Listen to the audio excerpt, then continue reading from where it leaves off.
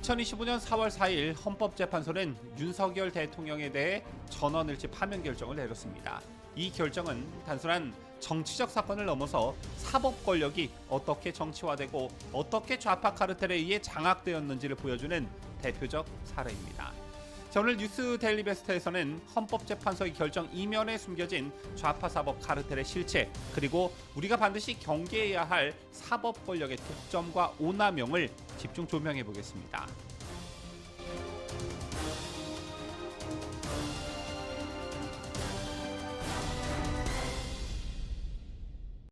시청자 여러분 안녕하십니까? 뉴스 데일리 베스트 미네코입니다. 윤석열 대통령이 헌법재판소로부터 파면되고 3, 4일이 지났습니다. 아직도 그 충격에서 헤어나지 못하고 계신 분들 많이 계신데요. 저 또한 그랬습니다. 지나간 일 어떻게 하겠냐? 앞으로 치러질 조기 대선에서 이기면 된다 라면서 저 스스로를 위로했지만 도저히 납득할 수 없는 헌법재판소의 판결에 분노가 치밀어 오르는 건 어쩔 수 없었습니다. 많은 분들께서 하고 계시는 말씀 중에 이런 게 있지요. 국민의 지지를 받고 민주적 정당성이 가장 많은 현직 대통령 거취를 헌법재판소 재판관 8명이 결정하는 게 이게 말이 되냐 이런 말인데요. 더군다나 그 헌법재판소 구성원이 정치에 오염되어 있다면 이건 더 받아들일 수 없는 그런 것입니다.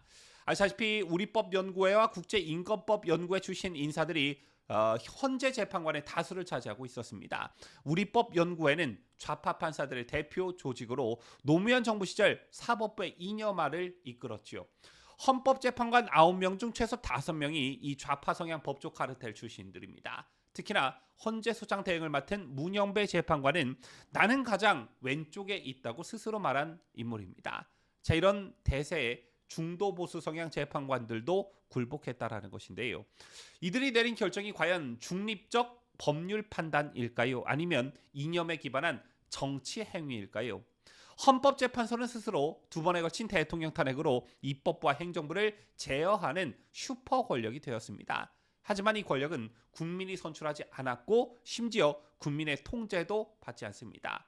바로 이 점이 오늘날 헌재의 가장 심각한 문제이다 이런 것이고, 이런 슈퍼 권력을 가진 헌법재판소가 특정 정치 세력에 의해 오염되었다면 앞으로 우리 보수파 진영이 다시 정권을 잡는다고 해도 이런 일들은 계속해서 반복될 수밖에 없습니다. 민주당이 분위기를 조성해 보수파 정당 출신의 대통령을 헌법재판소에 넘기고 헌법재판소가 마치 청부살인을 하듯 마침표를 찍어주는 이런 일들이 또다시 발생할 수 있다는 것입니다. 지금 이 방송에서 헌법재판소의 윤석열 대통령 파면 결정에 대해 자세히 논하지는 않겠지만 이들이 법률적 판단이 아닌 정치 행위를 했다는 방증은 여럿 있습니다. 첫째, 국회는 탄핵소추안에서 내란죄를 삭제했는데 저희는 헌재의 권유에 따른 것이라고 밝혔죠. 지금 중립적 심판자인 헌재가 직접 정치행위에 개입했다는 방증입니다. 그리고 둘째, 윤 대통령 측이 강력히 반대한 공수처와 검찰의 수사 기록이 그대로 증거로 채택됐습니다. 변론권 보장도 부족했고 증인도 거부당했으며 방어권은 사실상 무력화됐습니다.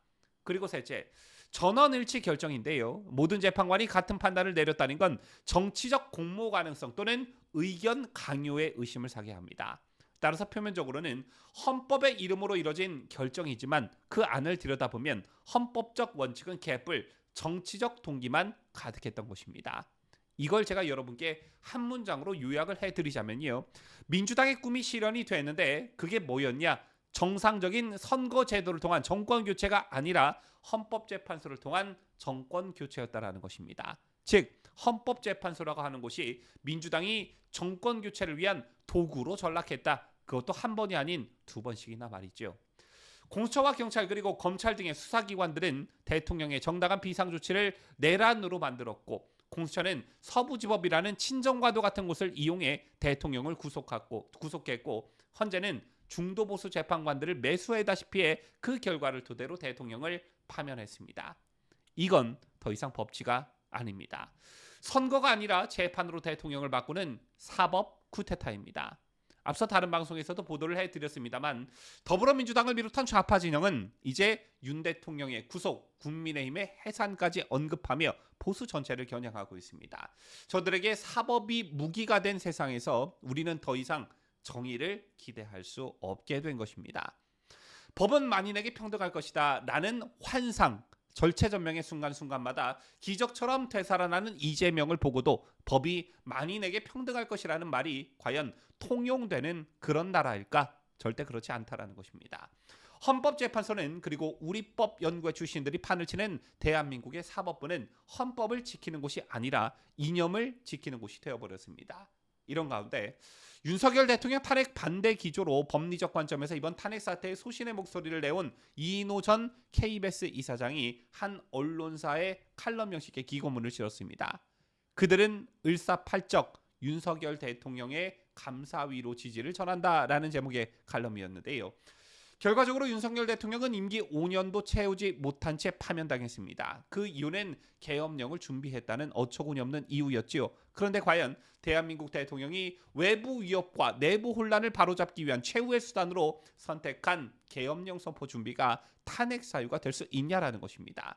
이인호 교수는 헌재가 계엄권이라는 대통령의 헌법적 권한을 무시했고 계엄을 내란 음모로 몰아간 것은 단순한 법의 해석의 문제가 아닌 의도적 정치 프레임이 작동한 결과였는데 이것에 헌법재판소가 손을 들어줬다는 것입니다. 또한 헌재의 8대0 판결은 단순한 숫자가 아니라는 것인데요. 8대0은 대한민국 사법부가 이미 좌파의 논리와 이념에 포획되었음을 상징하는 사건이라는 점을 지적하고 있었습니다. 이인호 교수는 이번 판결을 주도한 헌법재판관들을 을사팔적에 비유하며 강하게 비판했는데요. 헌법기관으로서 공정과 헌법적 가치 수호가 최우선이어야 할 재판관들이 정치적 압력에 굴복하거나 편향된 이념으로 국민의 의지를 짓밟았다는 것입니다. 뿐만 아니라 선거관리위원회에 대한 윤석열 대통령의 강제 단속 시도가 문제된 것도 어이없는 일입니다. 국민이 제기한 부정선거 가능성, 외국 국적자의 선거 개입 의혹, 그리고 선관위의 비협조적 태도를 대통령이 바로잡으려 했던 것이 탄핵의 사유가 되는 나라. 이것이 과연 정상적인 자유민주주의 국가냐라는 것이죠. 윤 대통령은 군사 쿠데타를 일으키려 한 것이 아닙니다. 그리고 그날 생중계를 통해 비춰진 모습 또한 국민들께 비춰진 모습 또한 그런 모습이 분명 아니었습니다. 윤석열 대통령은 헌법을 수호하려 했고 무너지는 국가 시스템을 바로잡기 위해 마지막 결단을 내렸습니다. 따라서 이 교수는 윤 대통령의 행동을 계엄이 아닌 계몽이라고 표현을 했는데요. 국민에게 진실을 알리고 이념과 권력에 오염된 체제의 경종을 울리기 위한 정치가 아닌 양심의 결단이었다는 것입니다. 양심 있는 정치인을 마주하게 됐다는 것만으로도 또 이런 양심 있는 대통령을 지키기 위해 4개월 동안 많은 시민들과 그 뜻을 함께 했다는 것만으로도 저는 얼마나 큰 영광인지 모르겠습니다. 이인호 교수님의 일침처럼 윤석열 대통령의 파면은 그 한 사람의 문제가 아니라 자유민주주의 대한민국이 전체주의의 그림자 아래 무너질 수 있다는 경고라고 생각합니다. 이 칼럼에서 이인호 교수님은 오늘날 이 상황을 보면 우리가 홍콩이나 필리핀의 전철을 밟고 있는 것이 아닌가 걱정이 된다라고 하셨는데요. 당장은 패배했지만 우리 대한민국이 직면하고 있는 위기가 전방위적으로 얼마나 심각한 것인가를 국민들에게 일깨워 올바른 정치의식을 가질 수 있게 해준 윤석열 대통령에게 감사드립니다. 지금까지 저는 자유대한민국을 좋아하는 뉴스데일리 베스트 민앵커였습니다.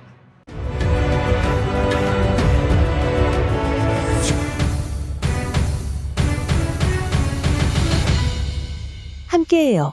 뉴스데일리 베스트.